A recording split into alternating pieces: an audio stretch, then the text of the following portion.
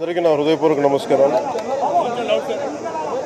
మొన్న గత ఏప్రిల్ 22న 27 మంది అమాయకుల్ని పెహల్గాంలో ఉగ్రవాదులు, పాకిస్తాన్ ప్రేరేపిత ఉగ్రవాదులు ఎంత ఘాతుకం చేశారో మనందరికీ తెలుసు.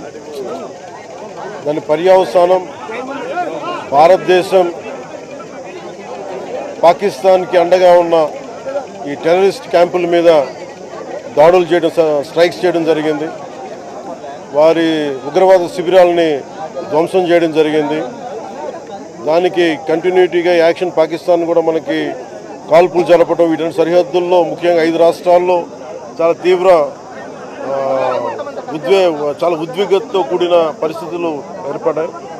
ఆ క్రమంలో మన ఆంధ్రప్రదేశ్కి సంబంధించిన మురళీ నాయక్ కూడా అగ్నివీర్గా గత 2 సంవత్సరాలు 22లో వెళ్ళిన వ్యక్తి.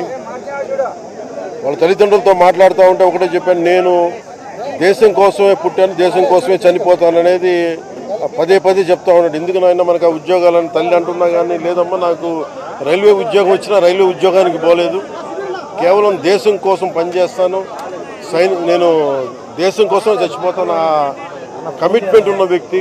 కానీ దురదృష్టవశాత్తు చాలా చిన్న వయసులో 23 ఏళ్ల వయసులో తన ప్రాణాలని కోల్పోవాల్సి వచ్చింది.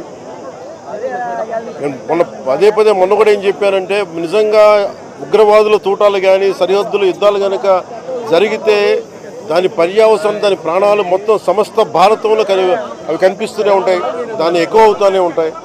దానికి ఒక బలమైన ఉదాహరణ మురళీ నాయక్ గారి మరణం. ఇది చాలా బాధ కలిగించింది. 23 ఏళ్ళ చిన్న వయసు. మనం ఎవరు భారతదేశంలో ఎవరు యుద్ధం కావాలని కోరుకోలేదు, ఎప్పుడు మన పరాయి దేశాల మీద యుద్ధం చేయలేదు.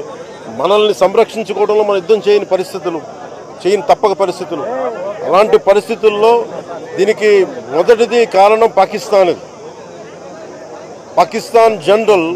ఆర్మీ జనరల్ కూర్చోబెట్టి రెచ్చగొట్టి ఒక వారం ముందు, ఏప్రిల్ 22 ఒక వారం ముందు రెచ్చగొట్టి ఉగ్రవాదుల్ని ప్రేరేపించి అమాయకులైన మనుషులను చంపించేసి దానికి పర్యవసానమే.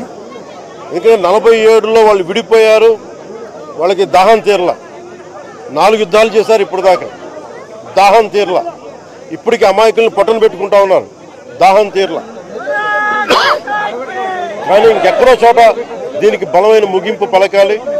సీజ్ ఫైర్ అన్న తర్వాత కూడా సీజ్ ఫైర్ని వైలేట్ చేసిన ప్రభుత్వం అది. అక్కడ నిజంగా చెప్పాలంటే ఒక బనానా రిపబ్లిక్. దానికి ఎవరు మాస్టర్సో తెలియదు పాకిస్తాన్కి. వాళ్ళు చేసే అరాచకాలు, వాళ్ళు చేసే మనకి